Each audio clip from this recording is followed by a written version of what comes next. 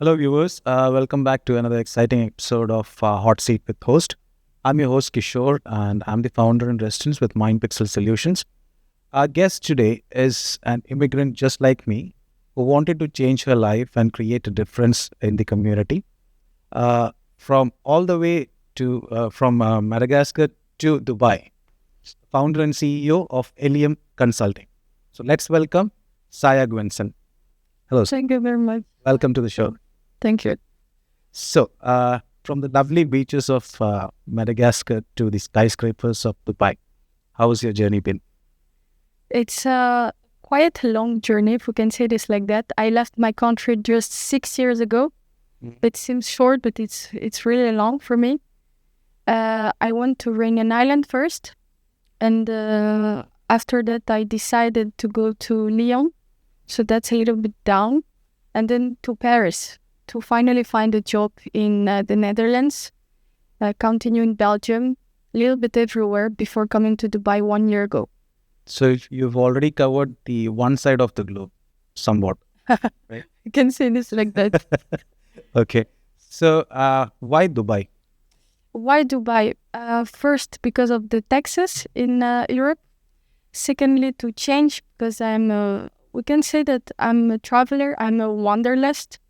So, Reunion Island was, for example, a very nice place, especially for a student and for a chill life with beaches and friends. The university was directly in front of the sea.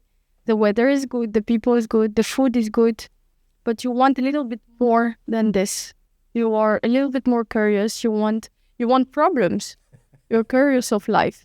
So then you had to... You want struggles. Yeah, that's it. Okay, so that's what struggle is what led you to Dubai. Yeah, we can say this like that. But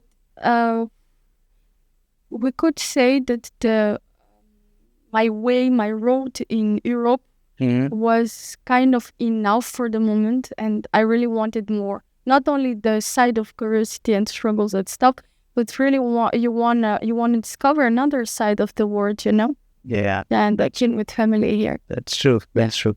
So, let's talk about your firm, Elyam Consulting. What is it all about? Elyam Consulting is a newborn baby, but if we can say differently, it's not so new. Because I started project very early in age. I started in Madagascar. Before I went out of the country, couldn't have the paper. That's also a topic. It's very hard to get paper from Africans to Europe. So I had to stay 1 year in my country where I built an association that I called ZAO. And with some friends, we started to grab the floor, grab topics around women's, around education.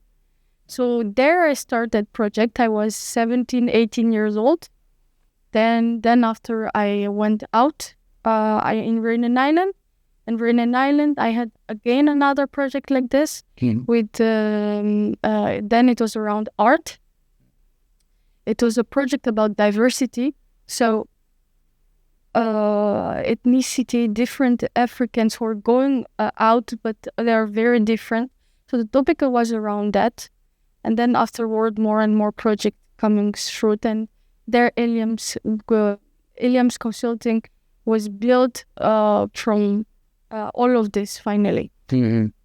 So, how has it been in Dubai now with the firm growing? And how are you finding the comparison that you had previously in different countries and over here in Dubai? How the reach? The difference, I start with the difference with Europe and Dubai, or even this side of Africa, is that people are coming, that's my feeling, people are coming to Dubai to find opportunities, to find a job. If you're coming from outside, it's very rare that someone will come for fun. They come normally for holidays and they go back. They don't stay here. They didn't born here, yeah? Yeah. So coming to Dubai, it's finding opportunities and network that you don't find easily in Europe or in Africa. Just an easy example, every kind of people can mix here. It's very cultural. You have it as well in different bigger cities, Right. but the difference is that everybody mix. I can find with a photographer friend or with someone who is in agriculture something to do. And in Europe or in Madagascar, people are very separate, so they have their own fields and they won't mix easily. You won't find them. Got it. Yeah. You see what I mean? I understand it. So Dubai gives you that opportunity to blend in and outreach, to other communities as well, right? It's very fast. I can say Dubai is like this. Everything is fast. As soon as you have an idea, it goes very fast. Someone will say yes. Maybe between those 10 people who say yes, there will be maybe only 2 with who you will get something, But still, it's there. It's existing. And this is the opportunity you have in Dubai. Something you don't have outside of Dubai. That's lovely. That's lovely. So, you're also an author, right? You wrote a book about surfing your emotions, and that's in French. Mm-hmm. So, what inspired you in writing that book? I started writing when I was, at the same time as I started to draw, I was 12 years old. So this means it was in 2012. Mm-hmm. And in 2019, when I reached Reunion Island, I started to write in some books in a goal. The goal was to have memories later, so that people could read it back. Can be my grandchildren or just my family or friends. So all this way of adventures and living abroad. And step by step, when I get pregnant, I saw that those writings could be together and could be assembled together and built for something. So I started to write more when I was pregnant because I had a very tough pregnancy. I was sick until 9 months. That's very unusual. So, and after birth as well, I was, a mother is alone. She's up and down with her hormones. So to go down, I was also writing. And finally, I decided that I wanted to do something for my own self and maybe for my child later to remember all this path I had. Mm-hmm. So I wrote this book. It was then from 2019 until 2024, and I decided to cut it in different parts. So the first one, you will see that it's about the way of living abroad, because you're immigrant, you're feeling different, the way of living is different.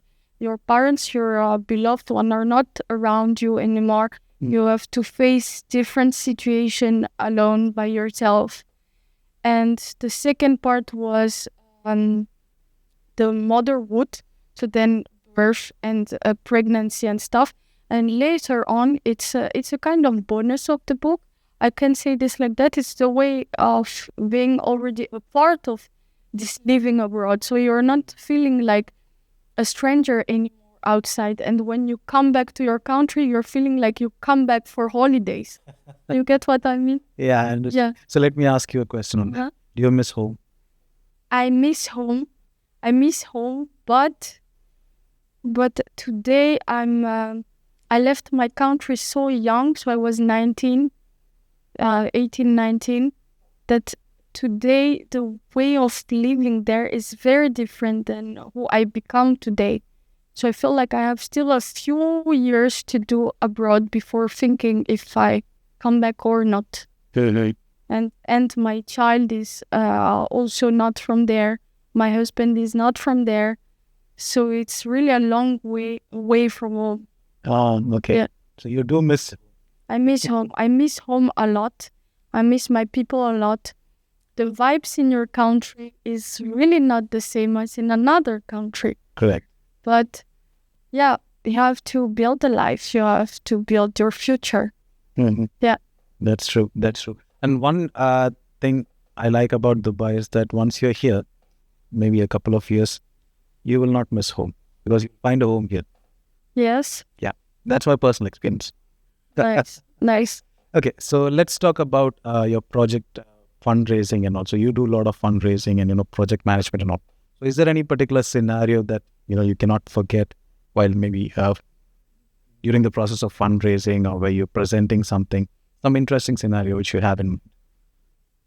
Right now, I don't have anything to tell, but maybe some examples of problems that you can face.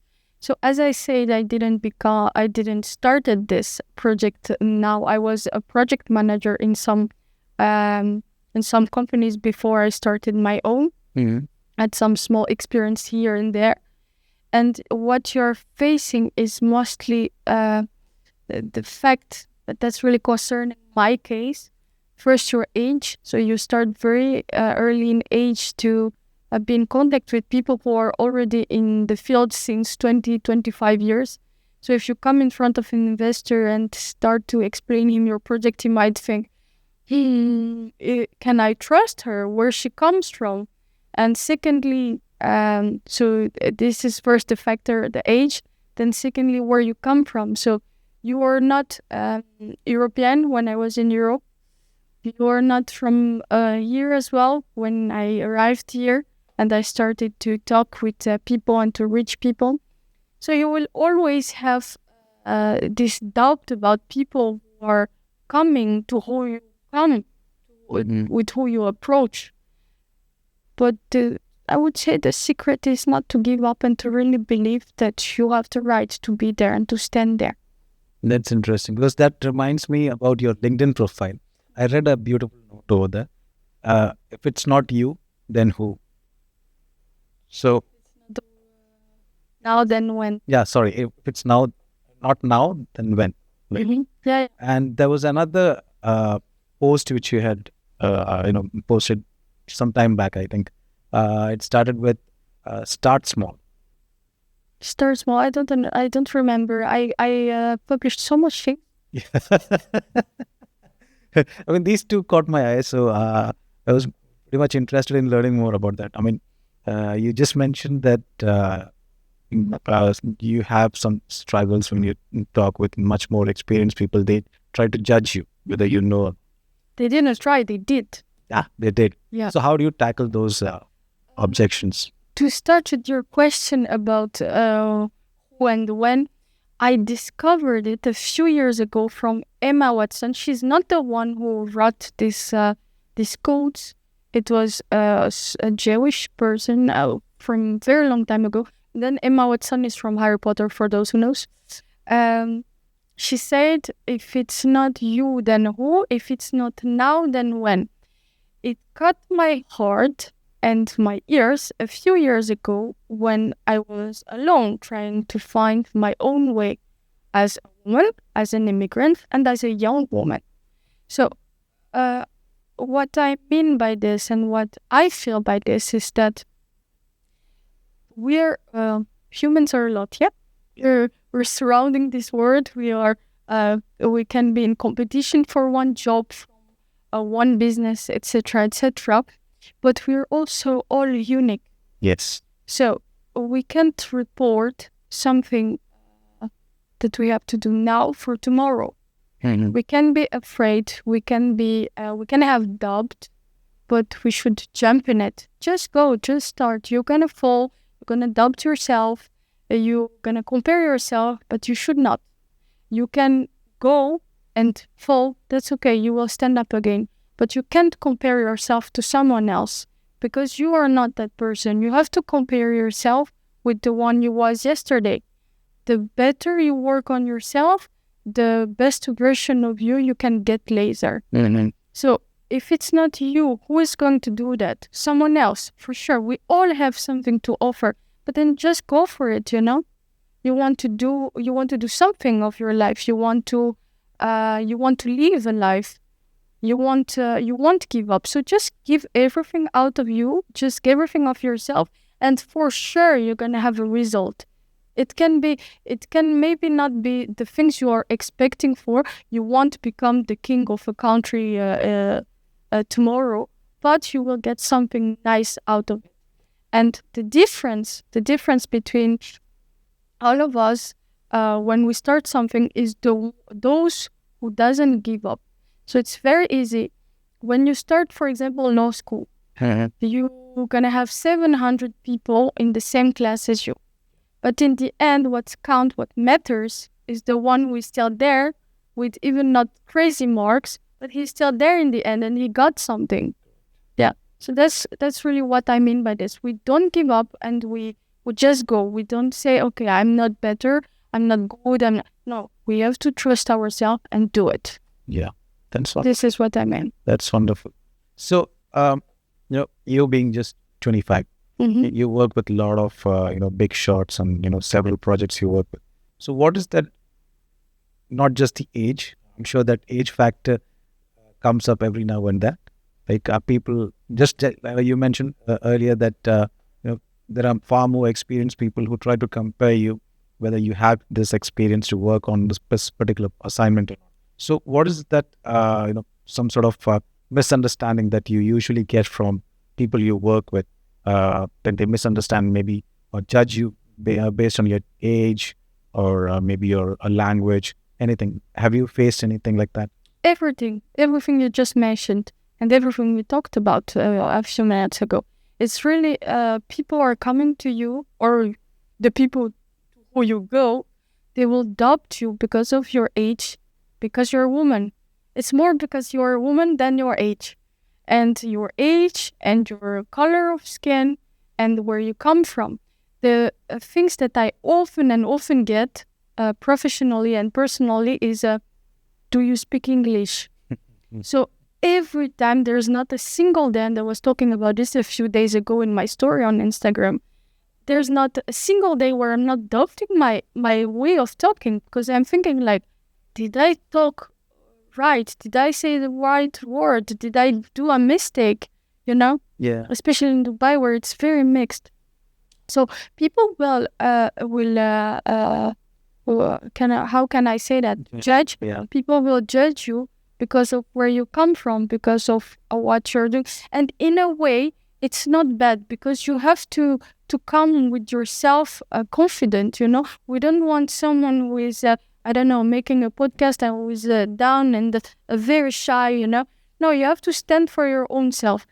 And same for an investor. He doesn't want to place his money in someone who just present himself without knowing the project, They don't have two opportunity to do your first impression. So you only have one time. The first time you only have it. You only have one chance to do it, to show yourself, to show your project. So as long as people know how old I am, then there is directly a barrier. So most of the time I don't say my age, and people are thinking that I'm older. And then the second barrier is where you come from. So people will say where she comes from. She's tan skin, but she's curly hair, so she looks a little bit like she's not coming from here. She's a little bit exotic. And I'm thinking like, what is this, No, I'm just here. I have a project to show. Let's talk about it. Don't get any stereotype in your head before you even start something. And as soon as you start to talk with someone, that's my experience, then it goes, then it's okay. Because then the person see that that I'm confident about what I'm talking about and that I know what I'm talking about to him. And then it goes okay. And when let's say the meeting ends, then the questions are from, how old are you? You already have a child. You are so young. You see? So that's all stereotypes. So initially they judge you based on if you're Prada, Gucci or Chanel. Then once you present and they're impressed, then they start, respecting you. Yeah. And this is somehow nice and somehow sad. I can explain a bit what I mean. I mean, it's good because then you need the confidence of someone. But if someone very interesting comes from outside and she or he has something to offer, but he's not very sure of himself because of who you have in front of you, then you can lose an opportunity because of stereotypes. Correct. That's true.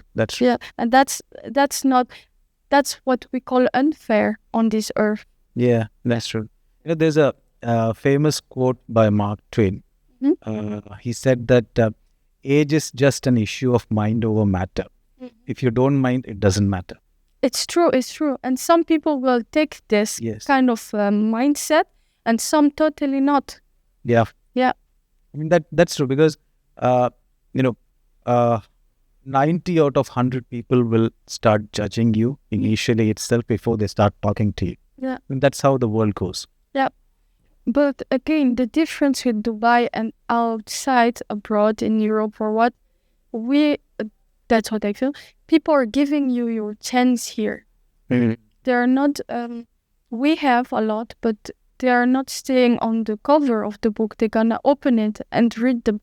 Correct. And this is what you have in Dubai. People come in Dubai for that, to open the book. Yes. Yeah. And read it. Yeah. That's true. So, one final question. Right. There are a lot of people, who have been facing or have faced situations just like you, in the struggles just like you. So, what kind of message do you have for them? What sort of motivational message do you have for them? I would say to never give up and to keep going. Doesn't matter what you do, what you have in your head, just do it. If you need time to recover from a hard situation, or if you need time to just do nothing because you already gave everything of yourself for a moment, for a short period, and you need the rest, take it. People will judge you for this rest that you take for your own self, for this lack of motivation that you're giving to yourself. But just accept it. Life is, I always think this, life is like the ocean. Sometimes there is waves and then you have to surf, and sometimes not. So you have to accept it. Accept the waves. Life is up and down. It's not always up. Some people will surf faster than you. Some will start on the edge very hardly. So we all have our own rhyme, and we're all going in it. And someone told me one day that we all pour the same and it all smells the same. So don't be afraid of going. Don't be afraid of moving, of swimming, of taking opportunities, or don't be afraid. Just make it and take your time to do it. Take your time to do it. That's the best advice I would give. I love the ocean example. I loved it. The waves. But it's That was true. beautiful. Yeah. Even the surfers, they have to wait that there's waves before they go, right? Correct. Yeah. Yeah. It's I would say life is like a universe is giving you doors. Some doors open, some not. But when the other closed, one other open for yourself. You just need to find the right door. Yeah, we don't have to rush for it. We just have to keep going. Even if you are in a hard situation, you close your nose, and you keep going. Wow, that's great. Yeah. So, Saya, thank you so much. It was great knowing you. Thank you for the lovely advice, and we hope that you achieve all those that you want to achieve. With the vision that you came here in Dubai and you achieve all those stuff, and you'll be a role model for many more. Thank you very much. Thank you. I wish you and I wish us all the best. Thank you so. Thank you. So, folks, that's it for today. We'll be back with another guest next week. Until then, it's Kishore signing off.